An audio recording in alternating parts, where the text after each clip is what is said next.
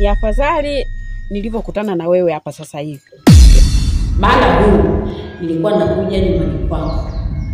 Bani tena? Ndiyo. Na nadhani ujio wangu wewe mwenyewe unaofahamu. Ni kuhusiana na huduma za huyu mtoto. Hivi wewe mwanaume ni mwanaume wa aina gani ambaye umeacha mwanamke na mtoto wako pia? Maana ninachokijua mimi, mwanamume ni kichwa cha familia. Sasa sijajua mwanamume wewe una kichwa cha aina gani cha kuweza kuongoza familia au la. Usiniona nimekukalia kimya muda wote ukazani cha kukujibu sina. Cha kukujibu mimi ninacho. Sasa labda nikukumbushe kitu kimoja tu.